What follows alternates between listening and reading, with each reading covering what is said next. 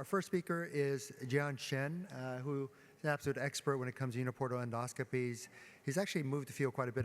I've heard some of his presentations, and I think you're going to learn quite a bit about the subject from him. Thank you. Thank you, Dr. Park. Thank you for sticking around the last session of this wonderful conference. I appreciate the invitation.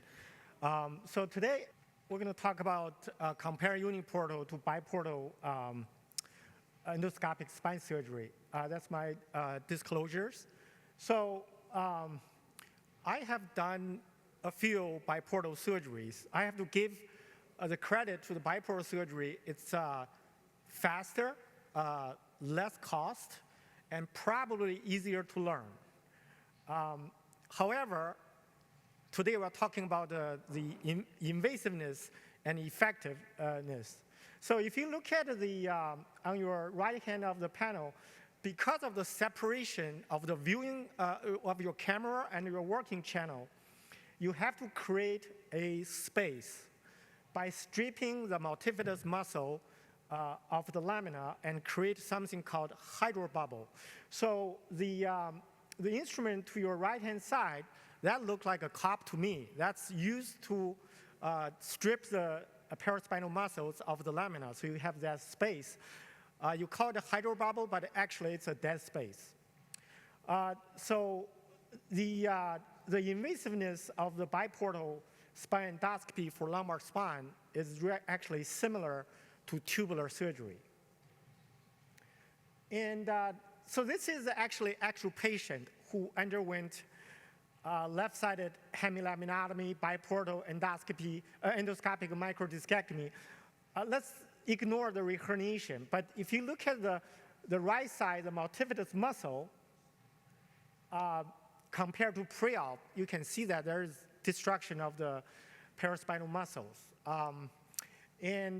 For uniportal, because for this type of case, microdiscectomy, this is the L5S1 level, because of the big interlaminar window and the instrument working through the camera, you actually do not have to resect any bone. You can go through a small hole in the ligamentum flavum and achieve the microdiscectomy.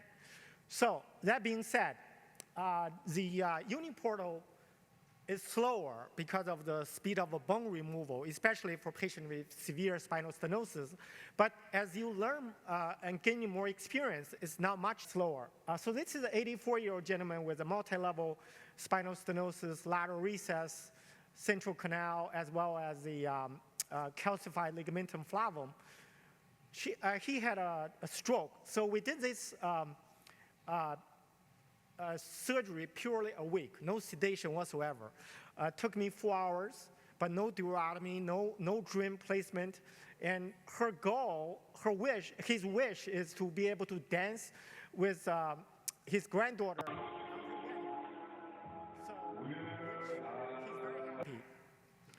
So this is another case that we did a prone lateral for degenerative spondylolisthesis, and patient also had a direct decompression. You can see how effectiveness of this bilateral decompression.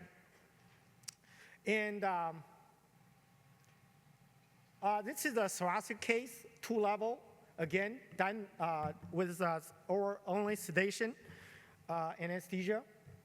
And you can see that how small that portal is. It's only 8 millimeters. And you achieved a very good bilateral decompression from disc to disc.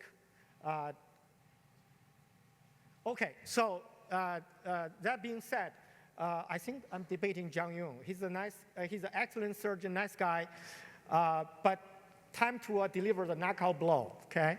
So I'm going to go over 3 cases to show that because of its unique effectiveness, and you can access the spinal canal through the small interlaminar window, through the foramen, and also through the disc space. So the first case is a typical transforaminal discectomy for calcified thoracic disc herniation. So this is a 62-year-old physician, actually, have a chronic central disc extrusion, Actually, it's herniated through the PLL with cord impingement.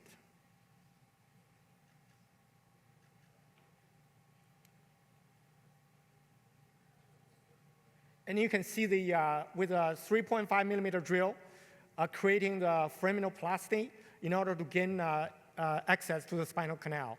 And you do this under direct visualization, and patient just under sedation as its own neuromonitoring, so it's extremely safe because you do this layer by layer under clear visualization.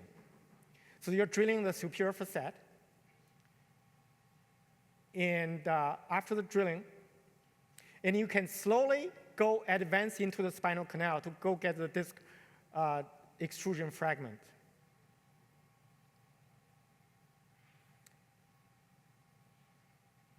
And after decompression, you can see the decompressed spinal cord and cecal sac.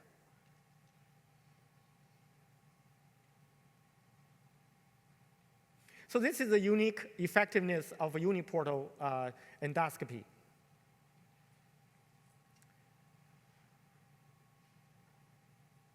And this is the post-op MRI.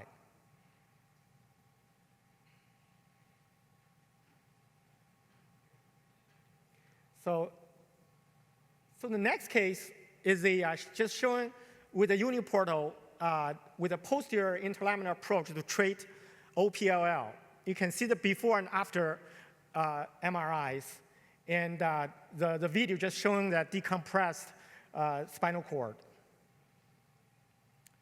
And this is a anterior cervical case.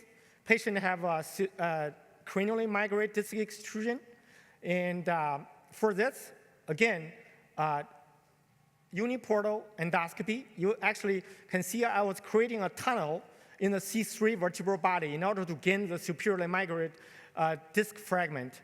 And you can see the tunnel and decompress the spinal cord. A patient went on to have a fusion. This is just showing that with uniportal, we can do endoscopic assisted lateral interbody fusion. This is a revision surgery.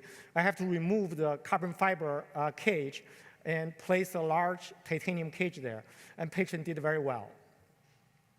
And speaking of fusion, and you can do this two-level with a single position. L45 is a prone lateral endoscopic assisted, and L5S1 is an endoscopic PLIF. So overall, compared to biportal, uniportal has much broader indication. For the 3 cases I just showed, you cannot do it with biportal. So let's talk about the effectiveness. And as you can see, it's clearly, I mean, I'm biased, but it's least invasive. Thank you very much.